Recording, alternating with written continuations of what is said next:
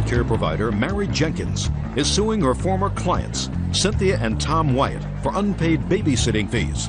The Wyatts are countersuing for the return of the money they paid. Order. All rise.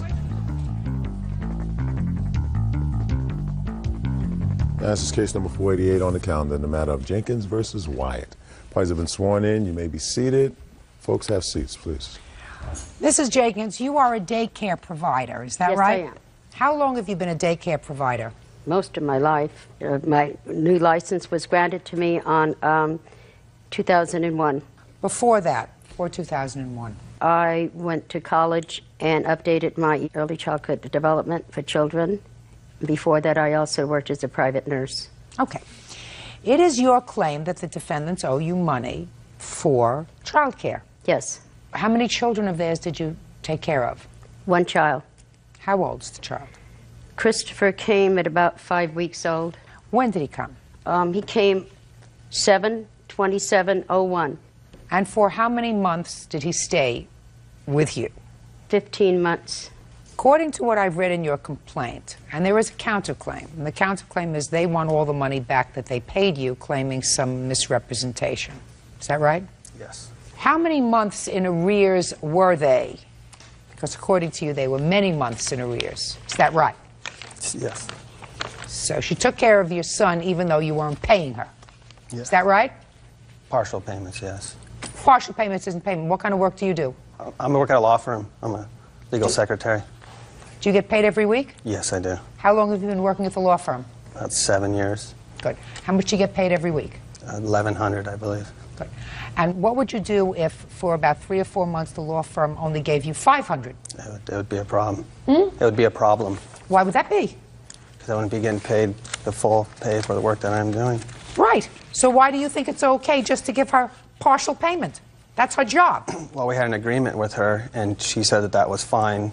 You know, just make the payments what you can now, and don't worry about it down the line. That would make her a really nice person, right?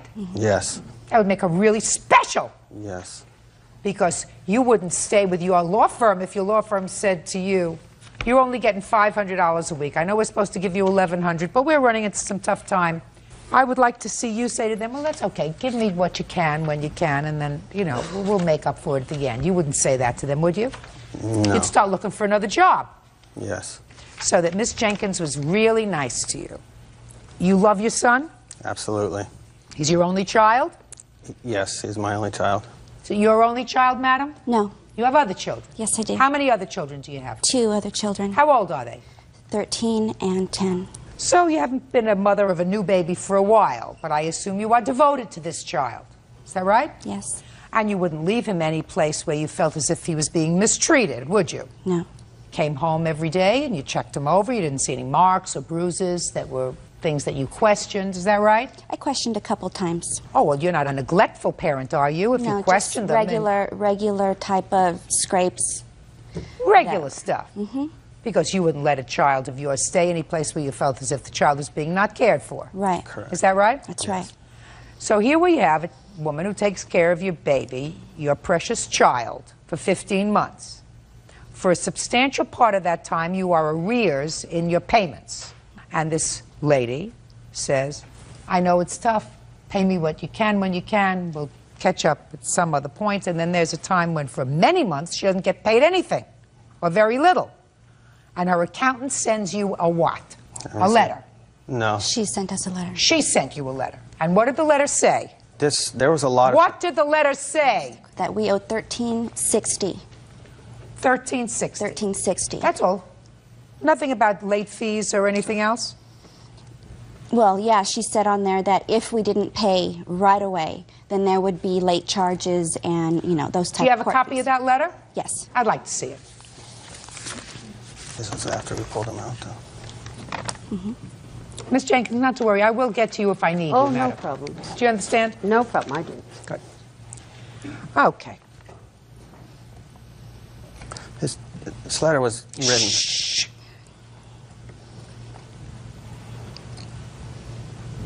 All right. So let me highlight this for you. She wrote you this letter on October 26th, and at that time, Christopher was still with you? No, ma'am. He was out? Yes. Okay. What day did you take the child out of her program? 24th, 25th Of what? September. 9/25. Okay. That's when we all found out. That's when you found out what? That she had a family member in her residence that was accused and substantiated of child molestation of a child under her care. So you took your son out on September 25th. Immediately. Good. Perfect. That's exactly what you should have done if that's what you suspected. I got documentation. Just here. a second. Precisely what you should have done. And then paid your bill. You went to work. While she was taking care of your child up until September 25th. There was nothing wrong with your child. Yes, there was. Oh, give me a break. You are so full of baloney. There was nothing wrong with your child because if you thought there was anything wrong with your child up until September 25th, you would have been a negligent parent. And your child should have been removed from your care, if you allowed a child to remain in a daycare situation, a 15-month-old, where you felt the child was being neglected or abused. So there was no question. You didn't feel as if the child was being neglected or abused, but you had good cause immediately, if what you say is true, and we'll get to that in a minute, to pull your child out, which you did. That doesn't mean, A, you get all your money back that you paid, because that's the most ridiculous thing I ever heard, and B, you're using it as an excuse not to pay your bill.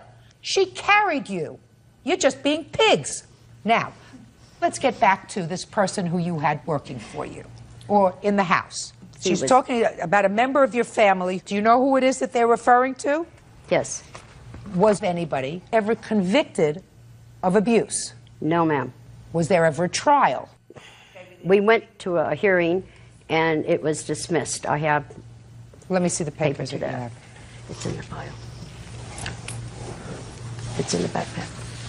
Oh, can we go get it? Yeah, Okay. go get it. While she's getting it, I'm going to read a portion of this letter, and I want you to tell me if any part of this letter is not true. Pay careful attention. In your first paragraph, that's the letter that you wrote to her. You spoke of your financial obligations and hard times, and this is why you have continued not to pay for Christopher's childcare since April of 2002. Well, we all have financial obligations. However, first and foremost, there are three priorities of, as parents, childcare and house payments and food. You have failed to keep your obligation to pay me for his childcare.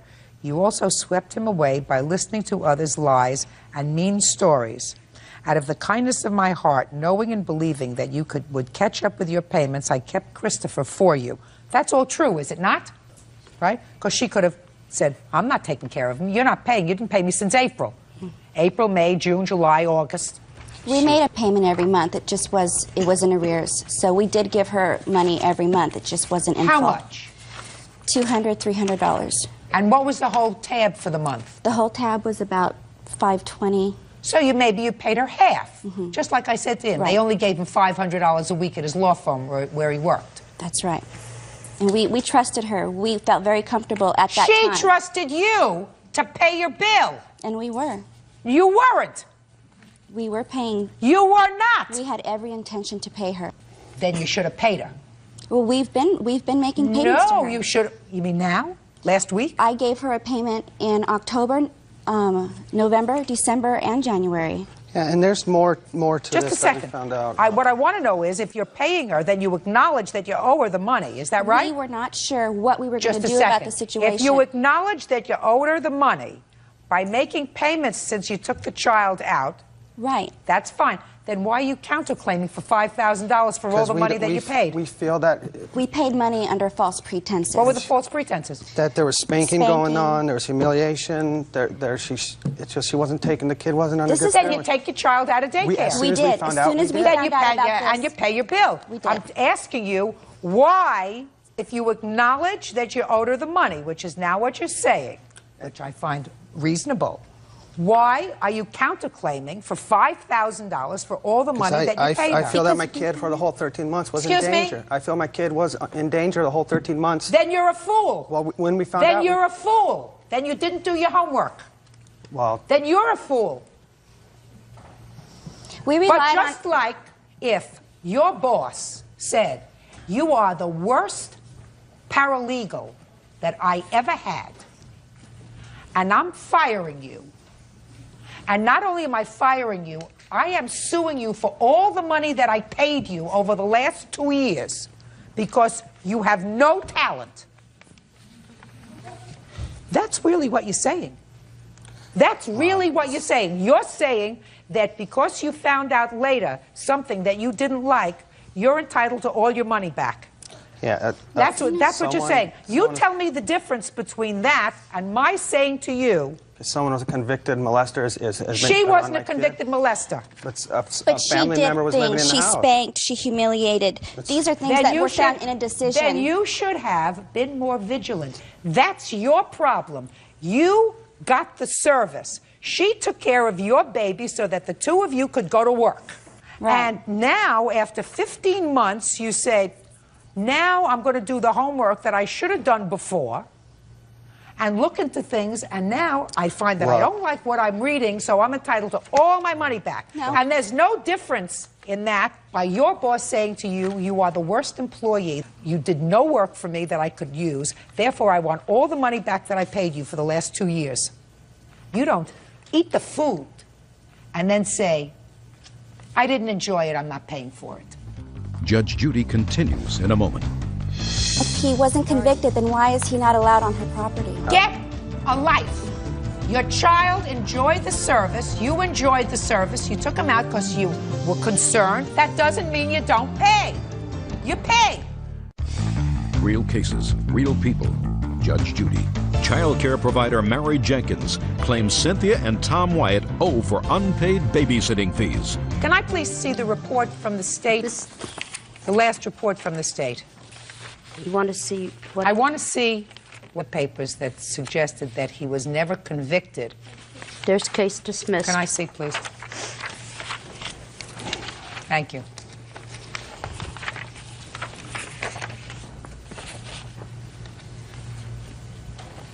This is a juvenile court case. He was a juvenile. He was only 10 years old, Your Honor. Just a second. Is what you're telling me this incident happened when he was 10 years old?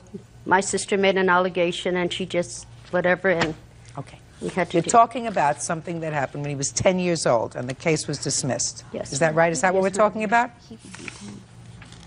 If he wasn't convicted, then why is he not allowed on her property? And it was substantiated that there was molestation. This petition was dismissed. Now, I want to see the last report from Child Services. Are you still licensed? Yes, ma'am. Can I see your license? This is from the police department saying there's all the accusations are unfounded. Can I see, please? This is one of the allegations was that he was not fingerprinted. He was fingerprinted. License. Yeah. Just so that you have an active license, because I'm sure that That's the my Wyatts called license. social That's still in services. effect. As far as credentials, I have trust line clearance. I want that other one. This says dispatch location regarding possible child abuse investigation. It was determined the accusations were unfounded. Okay. Then we have a letter here dated 12/20/02. Restrictions. Okay. It's in red For folder. your request, we made a review. On 10/25, your facility was cited for not having fingerprinted as required by Title 22, and you were assessed a penalty of $100. The results are as follows. The penalty assessment is dismissed, and the explanation is your appeal request concerning the dismissal of the civil penalty of $100 is being granted because at the time of the visit, you had already submitted fingerprints so that was, in fact, dismissed. And I have a license. The effective date of this license is 5/7/01, and you can have 12 children with no more than 4 infants. And are you still licensed? Yes, ma'am. Here's a Can I see it, letter please? from the Department of Licensing. Shows there's no restrictions on their behalf. December 17th, 2002. This is to confirm that there has been no action by Community Care Licensing that restricts this license or prohibits Ms. Jenkins from accepting children for care at this time. That's it. This was issued on January 3rd, Can I see it? January 3rd of 2003. 2003. Good. I'll read it. And the whole I don't- 13 months, he was in and out of there during all the holidays. There was times where he was down for 4 or 5 days, January, February. Get a life. Your child enjoyed the service. You enjoyed the service. You took him out because you were concerned, which is exactly what you should have done as concerned parents. That doesn't mean you don't pay. You pay. Okay. All right. So I assume that you followed this up with the state. Is Find that out correct? what was going on, yeah. Is that, just answer my, I Yes. assume that you followed it up with the state, so that the state finally said that this young man cannot have any contact with children at your facility. Is that correct? That's what that was at that time, yes. Has that changed since January 3rd, 2003? January 3rd. We chose not to until everything is cleared. Even at that, he was not an employee or ever will be an employee. How much do they owe you, still owe you? Less the 3 payments for $25. They owed you $13.60, according to your letter. Yes. Less $75? Yes. Go ahead. And then I told my accountant to please note that if she does not pay, that we could just attach the $25. Well, you sort of forgave that, you know, when you gave Right, when you that's gave fine. them an opportunity, when you gave them an opportunity to pay you out, you know, That's when right. you were nice enough to do that. Your Honor, Yes. why I gave her an extension, it seems crazy, is that prior to this, she gave me about 3 months in advance. And I thought, you know, that's pretty good. Somebody must really care and love me enough and trust me with their child to give me 3 months In advance. In advance. So if she gave me 3 months in advance when she was buying a house, I said, no problem. As long as I have children that pay, they hold over. I can buy the food and run the facility. Judge Judy continues in a moment. Bottom line, you have an absolute right to take your child out of a daycare situation where you feel that the child may be threatened. May be threatened. I assume that there was never any physical indication that you had with regard to your son's care, and I assume that you were vigilant when you went to see him. I assume that you did what most parents do. They come, they observe what's going on, they make surprise visits. I'm sure that you're not foolish enough not to have done that. You left your child there for 15 months. You found out subsequently that there were things going on there that gave you cause to pause, so that you do what a normal person does under those circumstances. You take your child out. Then you pay the bill. And the bill is $1,285. And that's what you're going to pay. And your counterclaim, your ridiculous counterclaim for $5,000 for the money that you paid is dismissed. Goodbye. Arms are excused. You may step out. As soon as we suspected something, the day we found out, we left work, and we picked up our child. It's all over money, and it's sad because I dearly love the family. We felt we signed a contract under false pretense, and she didn't, you know, do her obligations under the contract and take care of our kid. The dad used to turn around and say, you know what, I've got to thank you. I go to work very, very comfortable knowing that Christopher is in your hands. And now the next case. All parties in the matter of Hill versus Pedo. Step forward, please. Food clerk Lori Hill is suing her ex-husband, maintenance technician Dennis Pedo, for the return of child support. Dennis says Lori still owes him for an unpaid medical bill. Ms. Hill, you and the defendant have 2 children together, 2 daughters. That's correct. And according to your complaint, both of the girls were living with the defendant. Was that by court order? Yes. How long had the children been living with the defendant? About 8 years. And how old are they? 15 and 12. What are their names? 15-year-old. Teresa and Amy. You were ordered to pay child support to the defendant for the 2 girls. That's correct. According to your complaint, there came a time when one of the girls came to live with you, and there was an agreement that since there is sometimes a lag in the accounting through the court, that any money that you paid after your older daughter Teresa came to live with you would be returned to you. It is your claim that Mr. Pedo owes you $303. Mr. Pedo says that you actually, despite the fact he doesn't have a counterclaim, owe him for a medical bill for one of the girls. Is that right, sir? Yes. Okay. the children had been living with Mr. Pito for 8 years. Did you have visitation with the girls? Yes. And under what circumstances did Teresa come to live with you? I had a lady from Protective Services show up at my door. There had been a conflict at their home, and I was under the impression Teresa was hit, and that's why she came to stay with me. What was the amount of the support that you were paying for the 2 girls? $102 weekly. How long had you been paying child support? For the whole time that he had the whole him, 8 years, years? yes. Did you have a discussion with Mr. Pito with regard to the child support when Teresa came to live with you? Yes, when he dropped her stuff off at my home, he had this paper for us to sign. May I see it, please?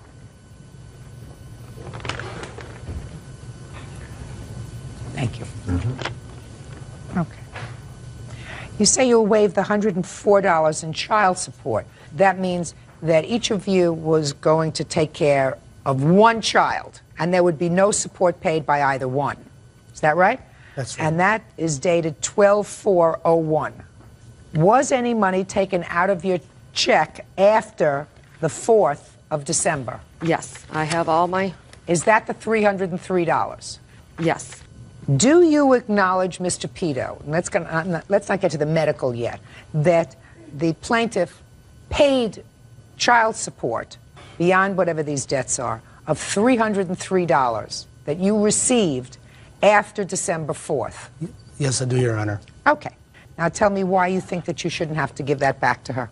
Well, Your Honor, when I made that agreement with her, after that, I realized there were still pending medical bills from when Amy had her asthma attack on September 2000, and there was a $1,700 bill.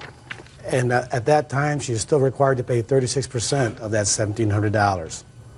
And after talking to the medical staff that was billing me, she told me that most of it might be taken care of, but at the very least, there's still going to be a $212 balance. What do you mean most of it was going to be taken care of? What does that mean? Well, because between her insurance and my insurance, they're trying to see who's the primary and who's the secondary. And before that's settled, and when I have to pay the bill, I want to make sure that she doesn't have any more outstanding bills. So what you're saying is you signed this document, and afterwards you realized that there may be some money owing for a 2-year-old medical bill because the insurance hasn't been sorted out yet. Is that right? That's right. Mr. Pito, when you get your act together with regard to how much money you think Ms. Hill owes you, and all the insurance claims have been submitted and ultimately resolved, you have the ability to go in and file a claim against her if she still owes you any money. In the meantime, you have to return the $303 that you accepted from her after you signed this document indicating that you would not be taking any money from her, she would not be asking you for any money. You are both going to assume full financial responsibility for each of the girls that were in your custody. Okay? Now, that's easy. Do you see your daughter, Teresa? No, Your Honor. Why not? Well, she lived on bad terms, and until she gets her act together, Your Honor, I don't want her in my house because she's a danger. She's 15 years old. How's she behaving in your house? She's a handful. She's a handful? Yes, she is. I've got a feeling that you got the easier end of the bargain at this point. Is that right?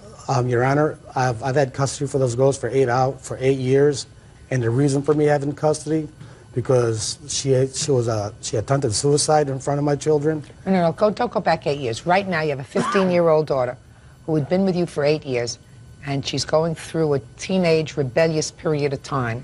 So all I said was that right now, you have the 12-year-old who's okay? Yes. So far? Yes. Right?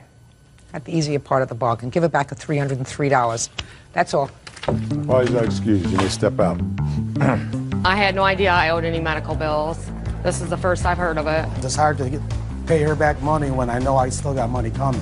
I feel sorry for her daughter. She's been getting in a lot of trouble, but, you know, she really needs her dad. You know, she loves her dad, and it's just too bad they don't speak anymore. And now the next case.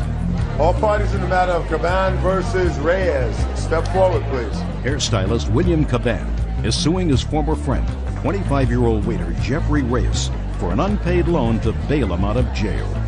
According to your complaint, the defendant owes you for bailing him out of jail. Yes. Tell me exactly how that happened, sir. We went out on Thursday night to karaoke. And What was the date? May 16th. And one of my friends met me at the bar, and he wanted to leave. I asked Jeffrey, do you want to go? He says, no, I want to stay. Your Honor, he left me there. Just 1 second. I'll get to you. Go ahead. Get to you. Go ahead. And I said, do you want to come? He said, no, I'm going to stay here. I want to sing. So I said, okay, I'll do you a favor. I gave him my ATM card. I gave him $20 plus my car keys. And I said, I'll talk to you later. ATM card for what? To drink. He didn't have no money. Mm-hmm. And then the next day he calls me and said, he's in jail, to bail him out of jail. That's not true, Your Honor. I said, Mr. Reyes, could you wait until I look at you and ask you questions, please? Now look at me. Could you do that? Yes, ma'am. And what did he say to you? He said, Will, can you please come and get me out of jail? Do you have the money to get me out of jail? And I did not have the money to get him out of jail. I had to go running around town, borrow money to get him out, because he kept on calling me every 15 minutes that my cell phone died and his cell phone died. There's 3 cell phones in the car, and they all died because he was calling us so much. What do you mean 3 cell phones in the car? We had 3 cell phones in the car. There's 3 people trying to get him out of jail. The only one that got him out of jail was me. Well, who else was in the car? It's another friend of his roommates. I don't know his name. So you're driving around with 2 other friends in the car? No one had money to get him out. Just answer my question, sir. You're driving around with 2 other friends. Mm-hmm. We're going to do this my way. Okay. Do you understand? Because my way, I'm going to get the truth. Okay. Where were you going? We getting money to bail him out of jail. And when you bailed him out, what did he say to you? He said to me, thanks. And I said, you need to pay me back. And what did he say? He said, yes, he'll pay me back. And I stressed it to him. I need this money back. All right, Mr. Reyes, now I'm going to hear your version of the events, sir. What were you arrested for? Driving with a suspended license. So I gather you took the car keys and went home. I stayed in the bar till 2 o'clock in the morning till they had last call. They did not come back. He had left his keys on there. He did not tell me he was going. They both just left. So how am I supposed to get home? I took the keys and I drove home. Then I went home. There was a cop already there. They had my name on a piece of paper like someone had called the cops on me already. So I went there. He asked to see my driver's license. I showed him my driver's license, and he took me to jail. Then you called him. Yes, I called him. And what did you say when you called him? I said, well, what happened yesterday? He goes, oh, I left you the car. He said, I didn't come back yesterday. He said, why, where are you? I said, I'm in jail. He goes, oh, don't worry, I'll get you out. He said, don't worry about it. Trust me, I'll get you out. I don't have the money to pay him back. I didn't ask him to bail me out. If he bailed me out, it's because he felt sorry for leaving me with the car. He knew I couldn't drive with a suspended license. I didn't want to drive. Why was your license suspended? Not paying a ticket. And I got pulled over before, and he gave me a ticket for driving with a suspended license. And he said, next time you will go to jail. So I didn't want to drive. Where do you live? I live in Orlando. And is that where the karaoke bar was? Yes. Now, Orlando, Florida is a major metropolis. I've been to Orlando, Florida. Do you know what they have in Orlando, Florida? Disney World? I don't know. Do you know what else they have in Orlando? Taxi cabs. Your Honor, I had no money. Your Honor, I left him with money. Just a second. I left him set. Just a second. All right. Yeah, by the time the bar was closed, I was broke. Mr. Reyes, that's what you call lack of planning, sir. Because if you were waiting for him and he didn't come back and he left after 20 minutes, something should have gone on in your head that said to you, maybe I am stranded here, so I better take the $20 that he gave me and put a couple of dollars away so that you could call a taxi cab to take you home, since you didn't have a driver's license. I understand what you're saying, Your Honor, but he left me an ATM card. Taxi cabs do not take ATM cards. And $20. He had an open tab on the bar. When it closed, it was closed with $20 I had spent drinking. What happened as a result of that case, Mr. Reyes? They gave me day served. And a fine? Yes. How much was the fine? The fine was $500. Did you pay the $500? Yeah, they took it out of his bail. Out of my bond. They took it out of his bail? Yeah. Oh. Judgment for the plaintiff in the amount of $560. Mr. Reyes, have to take responsibility for what you do, sir. You had a lot of choices. You picked all the wrong ones. That's all. Okay. Parties are excused. You may step out. He just wanted the money right away, and I couldn't give it to him. Been given the runaround. Maybe he called the cops. I don't know. I don't know what the whole deal was. I gave him my car. I gave him money. And that's the story. And now the next case.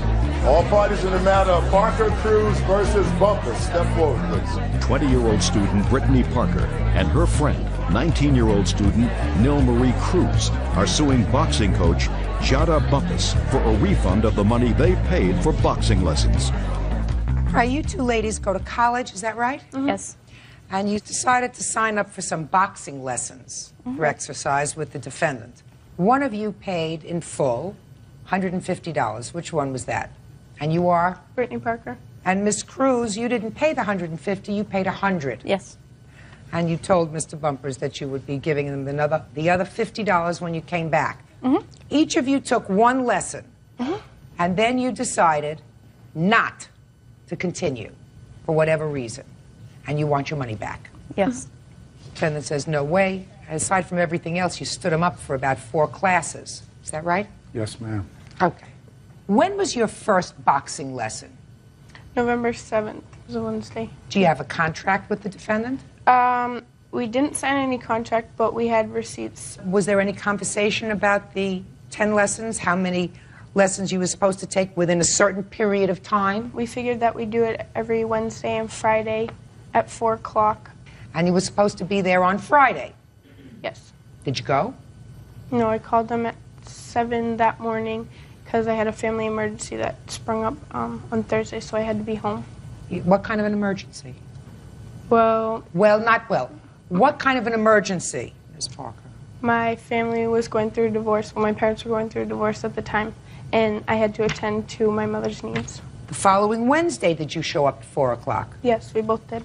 Did you take a lesson? No, Why not? because he wasn't there. Why weren't you there, Mr. Bumpus? Because the class was scheduled for 3:30 to 4:30 was the agreement. This 4 o'clock is very conveniently, they've come up with this time. It was scheduled from 3:30 to 4:30, and we agreed that it'd be twice a week. Because I gave them a big discount, I usually charge $250 for 10 private 1/2-hour sessions. To college students, I charge $185 because they're college students. When Brittany Parker called me, it was 7 weeks after September 11th attack. Business was slow. I said, I'll give you a $25 discount if you sign up right away for $160. She said, well, I got a friend that wants to sign up. Well, what if the two of us sign up? So I said, well, you bring me $300 and the two of you can sign up. Does that sound right? All but the time. I'm not sure if it was at 3:30 or 4. So you're not sure? Well, it's been a while. This was back in November. Well, if you're not sure, then he knows, and it was at 3:30. Whatever time it was, if it was 3:30 that we were supposed to meet him, that's what time we were there.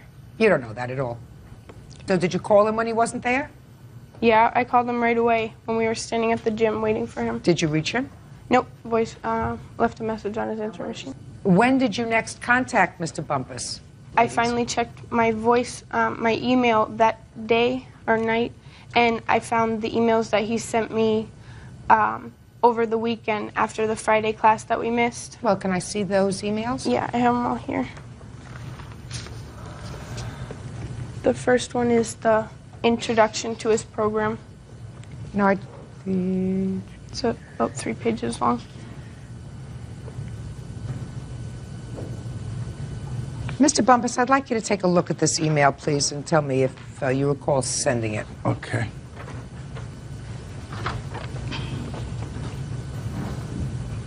This may be. It looks. It was a message that you sent, sir. I have the other email here. Yeah, it looks like. Okay, so let me get the time frame correctly. Give me that back, please. Time frame is they come in and they start and they take one boxing lesson on Wednesday, November 7th. They were supposed to come back on the 9th for another lesson and didn't show up. Right. Right? You didn't show up. Now, he's entitled to be paid for the 9th when you didn't show up. He was waiting there for you. He says he didn't get the message. You didn't reach him. You may have called him in the morning, but you didn't reach him. Is that right? No. No. But then, come Wednesday, he says you're supposed to be there at 3:30, and he indicates that in the email. He'd like to see you between 3 and 3:30. But on Tuesday, sir, the day before, Tuesday, you've already sent this rather nasty email. Can I explain it? Well, you sent them. Can I you explain sure why? can, but let me tell you Okay, what go you ahead. said. You said in the email, the price of my classes is $185. You bargained me down on the premise that you would each give me $150. Then Nell Marie showed up with only $100, promising to bring the rest on Friday. Without an utterance from her, you called at the last minute and claimed that the two of you would be seeing me the following lesson tomorrow, Wednesday. And then you write in block letters, wrong. I can't and won't do business like that. Neither of you have shown an ounce of integrity in my dealings with you. Unless you can assure me that you'll give me $10 and Nell Marie $60, the original charge of $160, then I won't give you classes until you meet your obligation, period. So you changed the contract from $150 to $160 in here. I expect to hear from you by tomorrow morning. Otherwise, don't expect to see me. That's a pretty nasty email from a businessman. Go ahead. They lied. Number one, she didn't call and leave a message at my house at 7 in the morning. I hadn't left. When I got back from Amherst, my tape machine said 1:20 in the afternoon. I just said to you, sir, she has to pay for that lesson. No, but I'm just saying. Now listen to me. Okay. They have to pay for that lesson. Okay. They stood you up. If you say you made the trip, they're going to pay for that lesson. But that doesn't explain this kind of email. The anger is now she had the family emergency as she presented, but it was Nomari who didn't have my money. She was going home because it was like Veterans Day weekend. Now the story has changed that she had family problems. I don't And even know if she Nomari- had family problems. That's what got me so upset, because it was a game, because we had gone over a 2-week period for them, finally getting them to meet me. I don't have time for games. I've trained hundreds of people at that school. I've never had an incident like this. I can't believe that, sir, when you deal with college students, that you haven't had an incident like this. Not like this. I haven't, I'm telling you. This is not bizarre. It's two college girls. One decided to go home for Veterans Day weekend. The other one didn't have the other $50. You, however, Mr. Bumpus, and I'm not excusing that, they were a little irresponsible, and they didn't, they didn't respect your time. But I took away the anger in a future conversation. I don't care whether you took it away or not. This said, now I'm changing the contract. It's not $150 anymore. Now it's $160. Well, you've already got a lot of their money. Far more than you've invested in the boxing lessons, sir. Far more. Well, that's a matter of what you think value is. I tell everybody that signs up with me, the first class really is what you're paying for. The rest are free, because you learn so much in that first class. They learned things that they wouldn't have learned in 6 months in the average boxing gym. And that's the bottom line. Just figure this out. $150 divided by 10 lessons equals $15 a lesson per person. Numerically, They took- I understand. Yeah. That's my job here. I'm not really good at numbers, but that's what it is. It comes out to $15 a lesson for 1 hour. Miss Parker paid you $150. She took one lesson. She missed another lesson that she had scheduled, and I don't find there's any valid reason, because I think that this is all a lot of baloney, this other reason that you gave me, which means that Mr. Bumpus owes you, if you canceled, $120. And the reason I say that is Mr. Bumpus, in his email to you, changed the contract from $150 to $160, and he can't unilaterally do that. So Mr. Bumpus has to refund to you, madam, $120. And he has to refund to Miss Cruz, who only paid $100, and who also, for no valid reason, skipped a class when he was there waiting for you. He's entitled to be paid for his time. He's got other things to do with his time. And you're entitled to $70. Miss Parker, I don't know what statute you're looking at that says you're entitled to treble damages, which you're suing for. Triple the $120. Under the 93A Massachusetts law. You're not going to get it.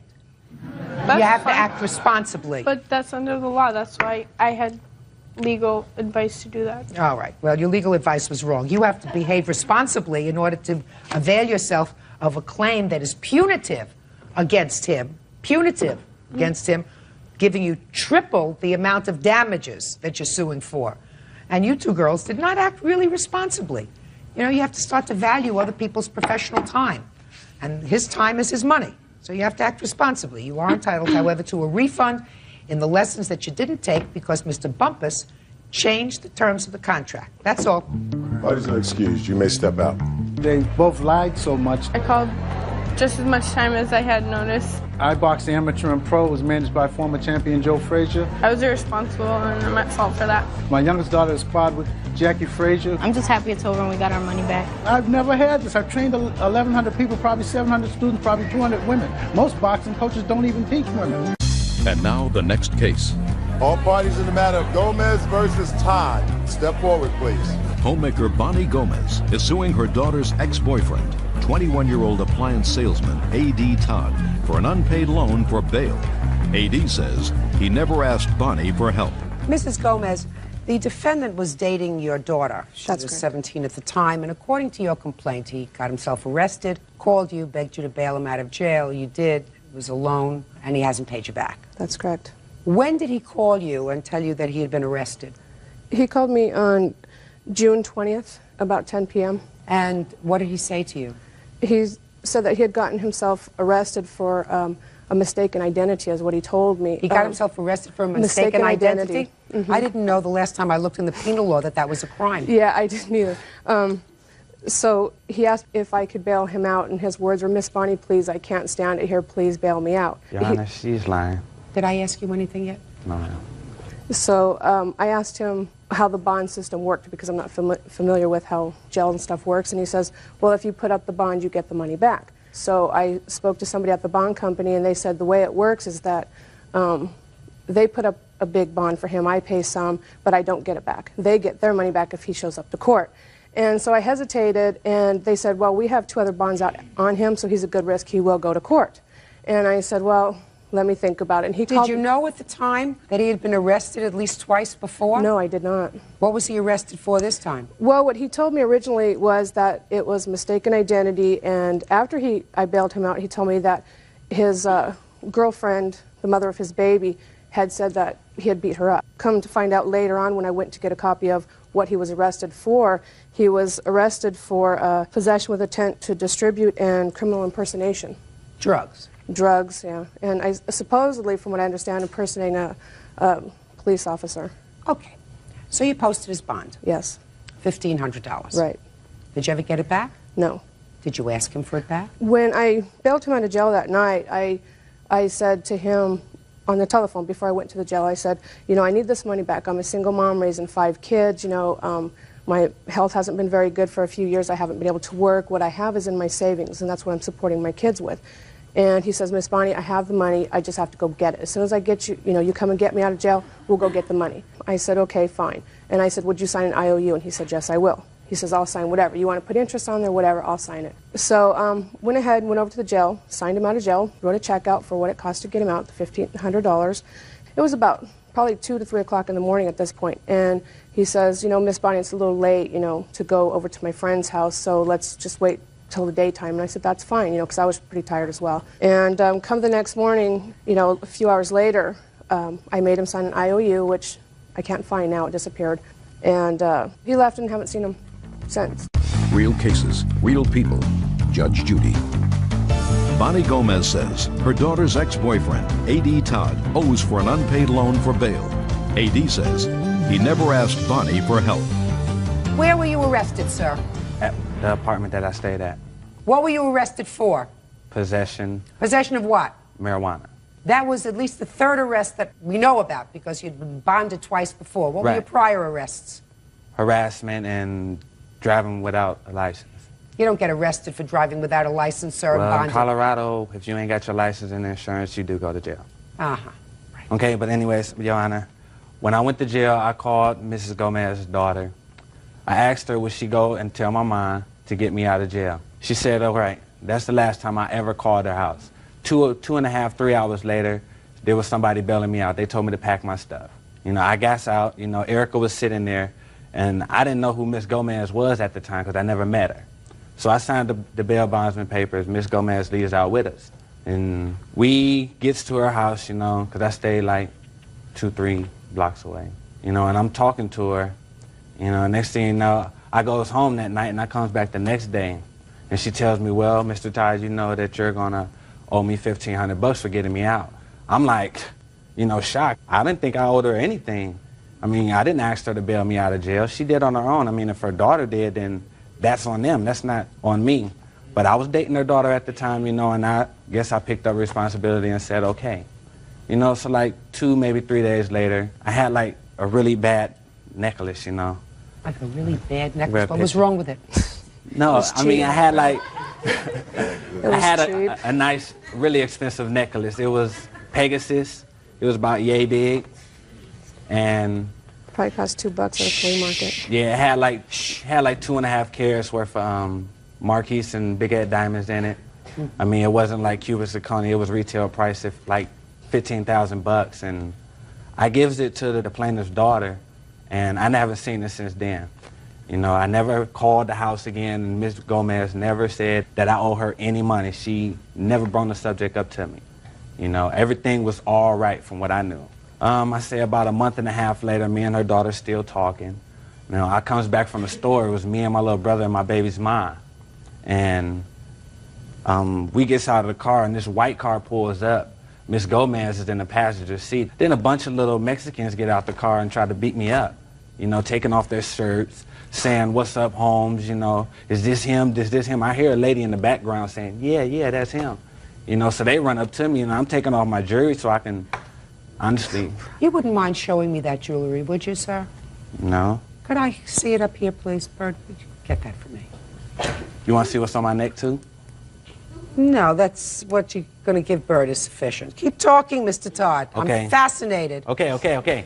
But anyways. No, really, really. Okay. No, I don't know. Please don't laugh. I'm fascinated. Okay, but after the little essays run up on me and try to beat me up, you know, my little brother goes in the house and gets my mom.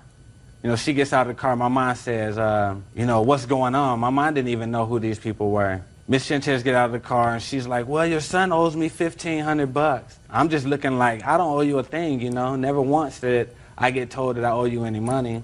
You know, so after that, you know, I never seen Mrs. Gomez again. You know, after I gave her the necklace, it was like, I guess everything was okay.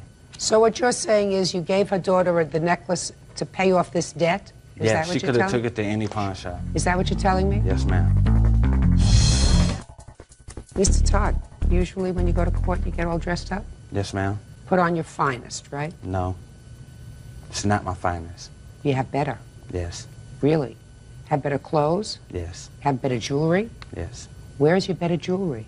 This is like from way back, before I even moved to Colorado. I'm talking about this jewelry. All this stuff is old. I had this stuff for a long time. Because one would think if you were wearing all this flashy junk that, that this would be your best stuff. No. Right? No, the best stuff you gave away to her daughter. The one with It was one of the best. The $15,000 Yes, ma'am. piece. It was one of the best. Wasn't any junk like this. Wasn't any No, glass like this, you No, know, ma'am. in whatever kind of metal this is. All right. Right? Right. It was a really good one. Gold ma'am. and diamonds and Yes, ma'am. and well-cut stones that was worth $15,000. Where did you get $15,000 from? Family. From your family? Yes. My dad had bought the necklace for me at the time. Really? He must love you very much. Must be very proud of you. Yeah. You owe her $1,500. Listen, you get yourself arrested. She's nice enough to come at 2 o'clock in the morning, leave her 5 children to come and pick you up, and you're doing a dance? Do me a favor, return this garbage to him. Judgment for the plaintiff in the amount of $1,500. That's Thank you. Parties are excused. You may step out. Well, I'm just glad that everybody in Colorado knows what kind of person A.D. Todd is. I just don't think she heard my side, and never once did I ask her to get me out. If you borrow something, you need to pay it back. Don't trust a woman. Just let them stay in jail. Obviously, they did something to get themselves there. Board your horses with the defendant. Yes. Your Honor, may I speak? It didn't work out. Oh, it's way more than didn't work out. You're really being so annoying to me. So far, you're not losing. The only thing you're losing is my patience. This is Judy Just. Gabrielle and Angela Alfredson are suing their stable landlord, Glenn Garatiano, for rental fees after being forced to move their horses from his property. Court come to order. All rise.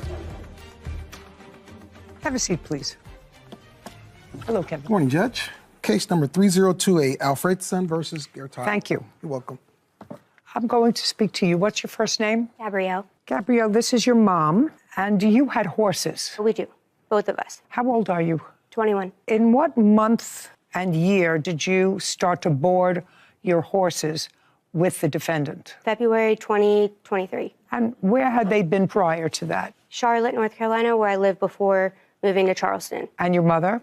And she still lives in Charlotte. She has plans to move to Charleston. How many horses did you have? I have one and my mom has one.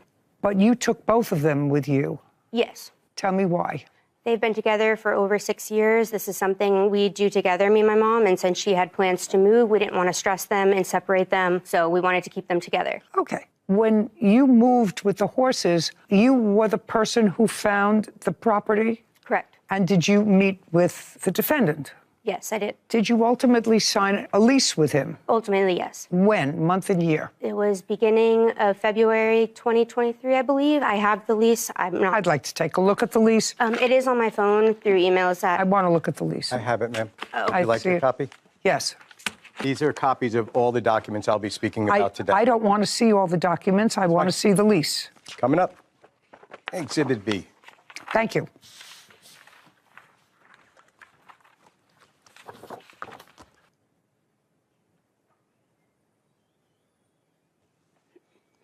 Okay. Your lawsuit today seeks recoupment of certain monies that you paid pursuant to this lease. The defendant has a cross-complaint for damages that your horses did to his property, which is also included in the lease as your responsibility. So the lease started February the 12th. When did you move your horses there? The night of the 11th. And where did you put them? In the pastures on Glenn's property. Was he there? He was. He came out and told us we can, So you were there with your mother? Yes. It was me, my mother, and my father. And there were no incidents. Did he explain to you what had to be done? You have to water them from a certain trough. Mm-hmm. Did he explain all that to you? Yep. He said he has no knowledge of how to maintain and care for horses. That was all on us. As long as we pay our rent and take care of everything, that will be that. Okay. So that's February. How much money did you pay him in February? $925. For the 2 horses? Correct. Were the horses there in March? I think it was when we moved in beginning of March, or middle of March. Do you remember the date? Yes, ma'am. What was the date? The 13th is when they actually came with the 2 deputies to take their possessions. So they were there for a month? 5 weeks. She was supposed to come in mid-January, but postponed. Just a second. The lease says it starts February the 12th? Correct. That's what the lease says. They left March 13th? Correct. Okay. And you paid the defendant how much? 3 payments of $925. Okay. February, we have $925. Correct. And you are several days over into the second month.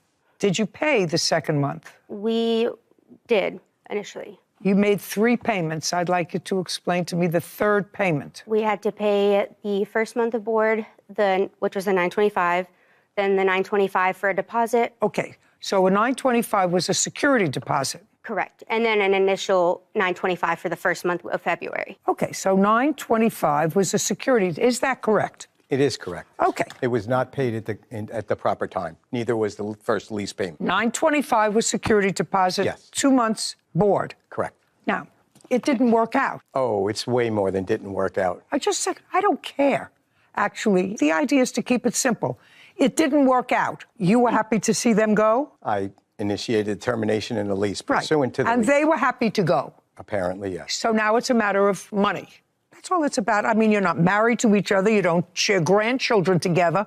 So it's a matter of why they don't get their security deposit back. Do you understand? You stayed over the second month, so you had to pay the second month, but $925 is security deposit. And there's no reason, unless there was some sort of violation of the lease, why you're not entitled to the $925 back, which is your security. There was also criminal animal abuse during the 5 weeks that they were there. Just to say, what does that have to do with this lawsuit? It has to do with why their lease was terminated. I don't care. Okay, that's fine. They want their money back. They don't want the pasture back. And I understand from your papers you believe that they weren't adequately caring for the animals, and because they weren't caring for the animals ate up your pasture. I don't know. You're going to show me what you're alleging in order to avoid returning their $925 security deposit. That's part of it. Ball's in your court. Okay. Security deposit. 925 security deposit to which they would otherwise be entitled to unless you have proof to me that their horses damage your property. So you want to go directly to the damages? I want to go directly to the damages. Okay, I heard. This is my life. It's fleeting by so fast. Someone please give this to the I judge. just want you to show me what the damages. Okay. I guess I'm not going to refer to my notes. I'll just do it on the fly. Okay. The very first. Shh. Oh, don't explain? No, I'm sorry. I don't want you to explain anything. They're pictures.